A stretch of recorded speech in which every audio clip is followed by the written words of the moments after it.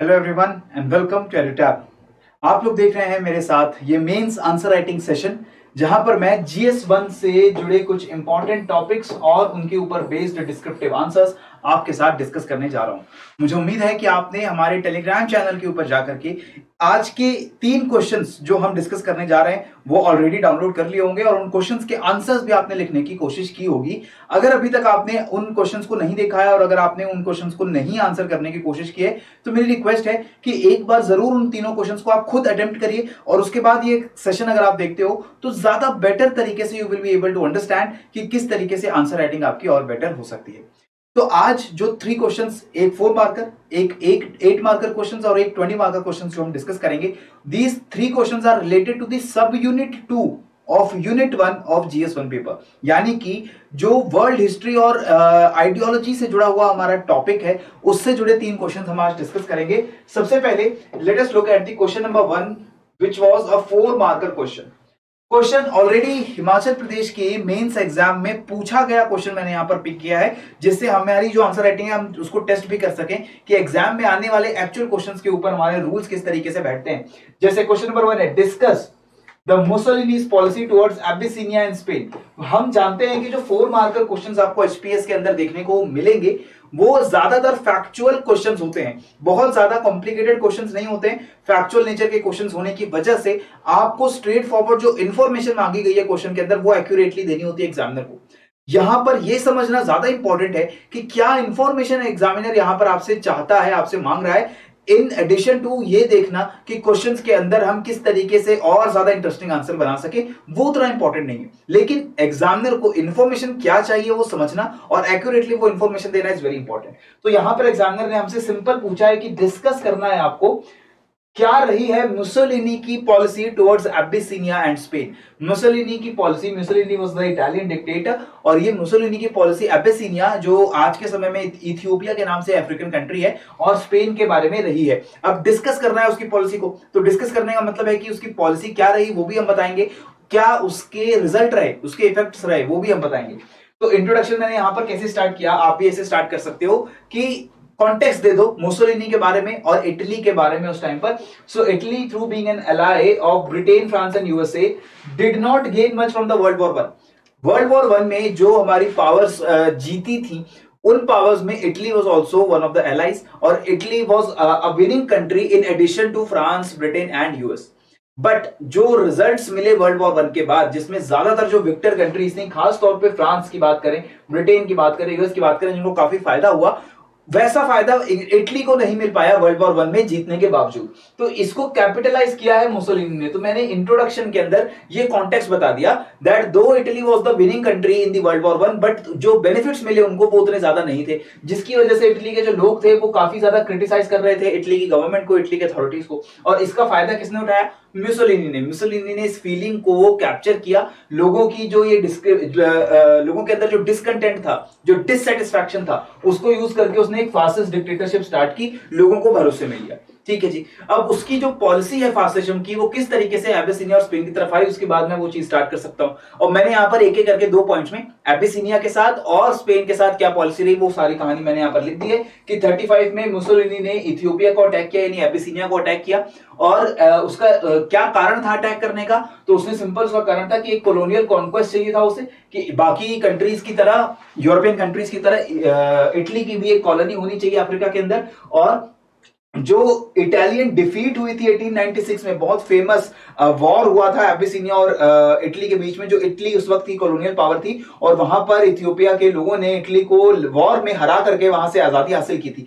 तो उसको बदला लेने के लिए भी Mussolini wanted to capture Abyssinia again, right. So Mussolini's army they used poison gas, human rights के उन्होंने वायलेशन किए, इससे इटली की जो इंटरनेशनल रेपुटेशन है वो गिर गई। तो मैंने इफेक्ट्स भी लिख दिए इटली की मुसोलिनी की पॉलिसी के बारे में, क्या इफेक्ट आया और क्या उसकी पॉलिसी थी। Same is for Spain. Spain में उसकी पॉलिसी क्या रही कि वो 36 to 39 जो स्पेनिश सिविल वॉर चला है, उस सिविल वॉर में जो फैसिस्ट डिक्टेटर थे फ्रैंको, उनको सपोर्ट करना चाह रहा था और वो चाह रहा था कि अगर स्पेन में विक्ट्री मिलती है इटालियन ट्रूप्स को तो घर पे यानी कि इटली के डोमेस्टिक पॉलिटिक्स में मुसोलिनी का जो कद है वो और ज्यादा बढ़ जाएगा। राइट। तो ये सारी जो मुसोलिनी की पॉलिसी थी उसका क्या कॉस्ट था वो भी आप लिखेंगे, और उसका क्या इफेक्ट निकला। इफेक्ट ये निकला कि जो इटालियन ट्रूप्स थे क्योंकि वो नहीं जीत पाए, वो पुअरली इक्विप्ड थे, तो इससे अगेन क्रिटिसिज्म भी हुआ है फैसिस्ट फोर्सेस का और इटली का in the Spanish civil war also. तो यहां पर हम फिर कंक्लूजन भी दे सकते हो कि both the Mussolini's policy towards Abyssinia and Spain they resulted in international humiliation for Italy. कोई खास फायदा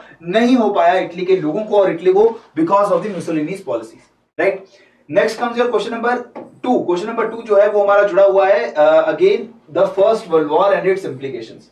फर्स्ट और सेकेंड वर्ल्ड वॉर की इंप्लीकेशंस के ऊपर कई बार क्वेश्चंस हमें आते हैं GS1 के पेपर के अंदर, और यहां पर हमसे क्वेश्चन पूछा गया है दैट एग्जामिन critically examine करना है the boundary settlements after the first world war.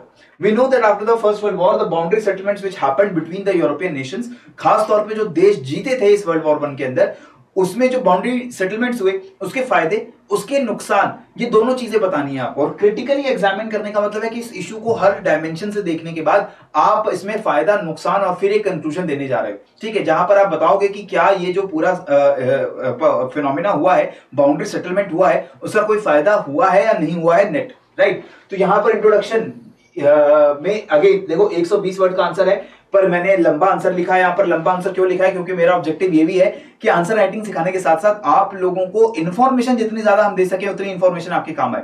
तो जब आप एक्चुअल आंसर लिखोगे तो इतनी सारी इन्फॉर्मेशन नहीं लिखोगे, ऑब्वियसली छोटे छोटे कीवर्ड्स के अंदर, फ्रेजेस के अंदर अपने आंसर्स लिखोगे, और वैसे भी आपको सारी इन्फॉर्मेशन याद नहीं रह पाएगी। तो again you will have to filter out some important parts and bits, right.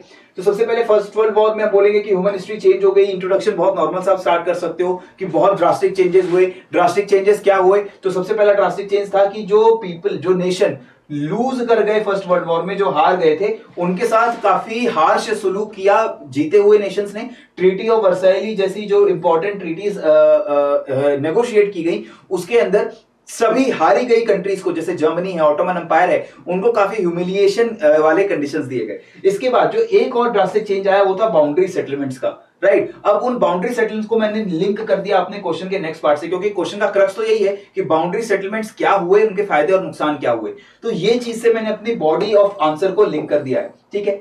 Boundary settlements after first world war, एक एक करके मैंने जर्मनी के साथ बाउंड्री सेटलमेंट्स जो हुई, ऑस्ट्रिया हंगरी जो अगेन लूजिंग एम्पायर था उसके साथ बाउंड्री सेटलमेंट्स, ओटोमन एम्पायर के साथ बाउंड्री सेटलमेंट्स, और जापान के इंपीरियल एम्पायर के साथ बाउंड्री सेटलमेंट्स क्या हुई हैं, वो सारी बाउंड्री सेटलमेंट्स मैंने लिख दी हैं। ये सारा जो इंफॉर्मेशन है ये बहुत ज्यादा इंपॉर्टेंट है आपके लिए, नोट्स का भी काम करेगा। ये पीडीएफ डाउनलोड करके आप अपने टेलीग्राम चैनल से डाउनलोड करिए हमारे, और अपने नोट्स में इसको शामिल कर लीजिएगा, क्योंकि आपका जो पूरा बाउंड्री सेटलमेंट का टॉपिक है उसको मैंने यहाँ पर कवर करने की कोशिश की है। तो जितनी भी हारी हुई पावर्स थी, Japan, Ottoman Empire, Austria Hungary, Germany, all of them, उनके साथ क्या बाउंड्री सेटलमेंट्स ट्रीटीज के अंदर किए गए, वो सारी इंफॉर्मेशन पहले मैंने आंसर के अंदर लिख दी है। इसको चाहो तो आप एक फ्लो चार्ट या डायग्राम के फॉर्म में भी डिपिक्ट कर सकते हो एग्जामिनर को, क्योंकि यहां पर बाउंड्री सेटलमेंट्स को एग्जामिन करना है तो you will have to give the 360 degree approach. तो यहां पर आप हर पावर के साथ क्या उसके साथ बाउंड्री सेटलमेंट हुआ उसको इतने बड़े टेक्सचुअल फॉर्म में ना लिख करके टेबल की फॉर्म में या फिर ग्राफिक्स की फॉर्म में भी वहां पर बताने की कोशिश कर सकते हो, ठीक है। इसके बाद अब बाउंड्री सेटलमेंट्स होने के कंसर्न्स क्या थे, क्या नुकसान हुए बाउंड्री सेटलमेंट्स के। तो जैसे एक्सट्रीम हार्श बाउंड्री सेटलमेंट से जो कंट्रीज हारी थी उनकी काफी सारी टेरिटरीज के ऊपर विनिंग पावर्स ने जो है वो कब्जा कर लिया, और इस हार्शनेस से क्या हुआ कि इन हारी हुई कंट्रीज की जो आम जनता थी, पब्लिक थी, वो बहुत ज्यादा परेशान थी, वो बहुत ज्यादा डिससेटिस्फाइड थी और गुस्से में थी। और इससे आगे जाकर के हमें रिपरकशंस देखने को मिले कि जर्मनी के अंदर हिटलर का राइज हुआ, अगर हम बात करें इन दी इटालियन तो वहां पर मुसोलिनी का राइज हुआ, जापान के अंदर बात करें तो अगेन इंपीरियल एम्पायर बहुत ज्यादा जो है वो स्ट्रांग हुआ, और उसके बाद उन्होंने वर्ल्ड वॉर 2 के अंदर again Germany, Italy and Japan, in the world war 2 both again these three countries they rebelled, और उन्होंने दोबारा से जो है वर्ल्ड वॉर 2 करने की कोशिश की।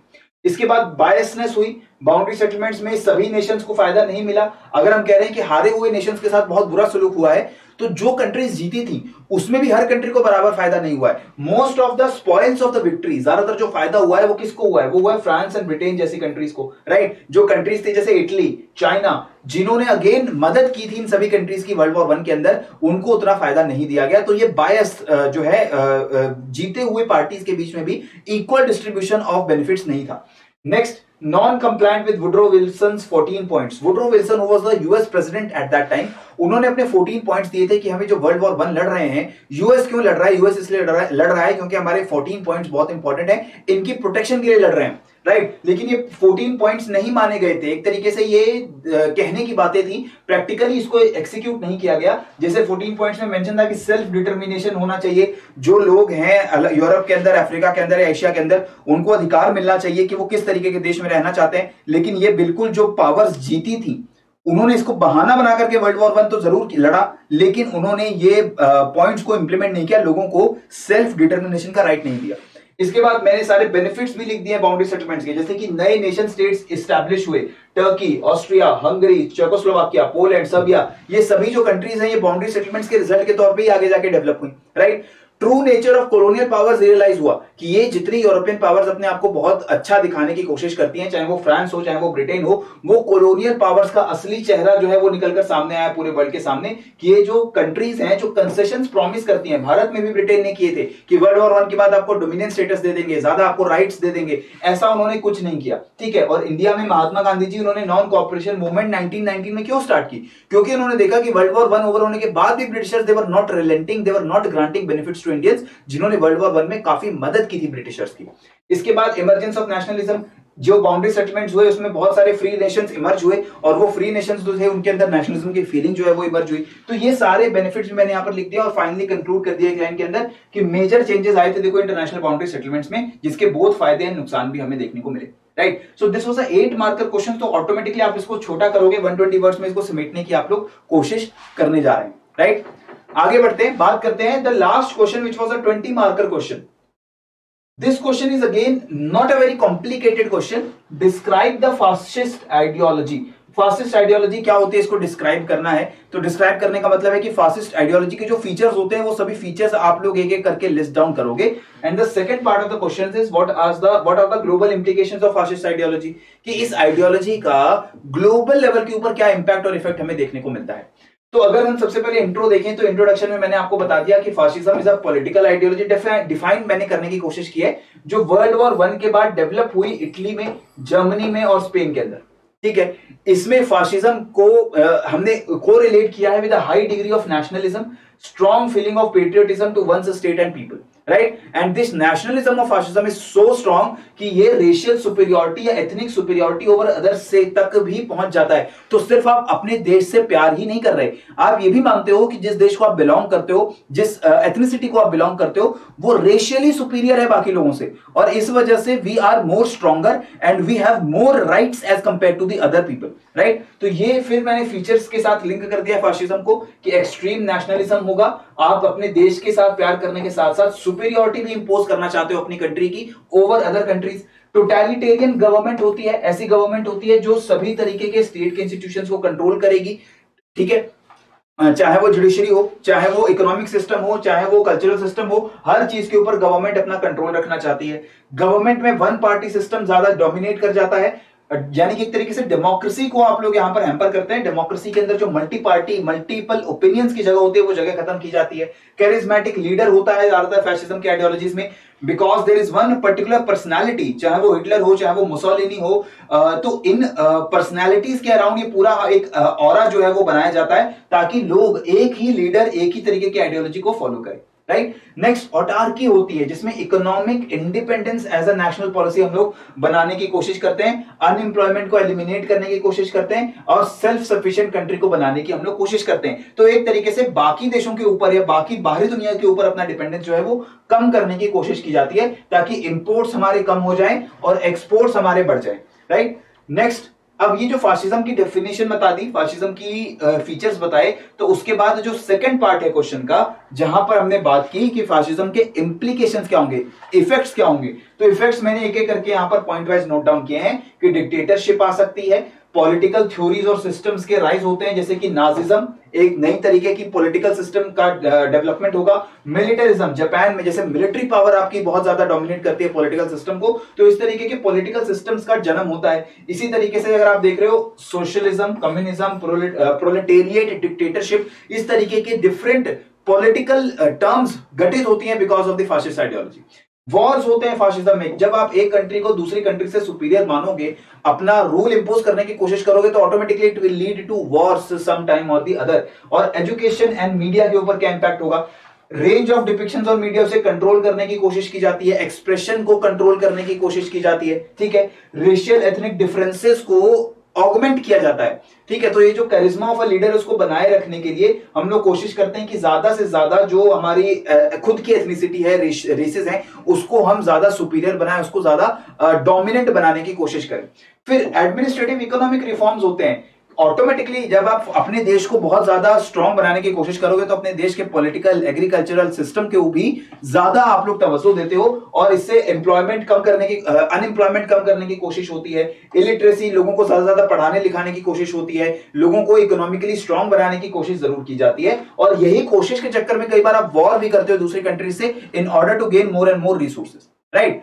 नेक्स्ट फाइनली कंक्लूजन दे देंगे कि फाशिज्म के दोनों पॉजिटिव नेगेटिव इंप्लीकेशंस हैं, फायदे भी हैं, नुकसान भी हैं, और जिसने वर्ल्ड को काफी हद तक चेंज कर दिया है। और लीडर्स लाइक मुसोलिनी और हिटलर वो इसी फासिस्ट आइडियोलॉजी को यूज करके डिक्टेटरशिप के लेवल तक पहुंचे हैं, right. So this is how we could have written these three answers in the today's GS1 paper. I hope you enjoyed writing these answers. अगर आप इन आंसर्स को अटेम्प्ट कर चुके हो तो इस तरीके के इंडिकेटिव आंसर्स को पढ़ के you can improve your answers if you want to. और अगर आपने अभी तक आंसर्स अटेम्प्ट नहीं किए थे तो इस टाइमलाइन के थ्रू, इस फ्रेमवर्क के थ्रू आप अपने आंसर्स को एक बार जरूर खुद अटेम्प्ट करने की कोशिश करिए, right. So this is all from my side in this session. जाते जाते again I would like to remind you about the HPS Prelims 5-in-1 test series and your prelims power pack which is available in very affordable prices. Description box में जाइए, please एक बार checkout करिए इन courses को, इनके demo lectures को देखिए। आपको अगर लगता है कि ये कोर्स आपकी मदद कर सकते हैं प्रिपरेशन के अंदर, चाहे वो लेसन हो, चाहे वो टेस्ट सीरीज हो, चाहे करंट अफेयर्स हो, तो जरूर इन कोर्सेज को आप सब्सक्राइब करिए। 800 रुपए के अंदर आपको टेस्ट सीरीज अवेलेबल है, और 2400 रुपीज अगर आप पे करते हो तो आपको टेस्ट सीरीज, इसके साथ साथ वीडियो लेक्चर्स एंड हैंडआउट्स भी आपको अवेलेबल होते हैं। So this is all my friends and I hope you enjoyed the session, and if you enjoyed please do subscribe our YouTube channel और पढ़ते रहिए, बढ़ते रहिए। जय हिंद एंड जय भारत।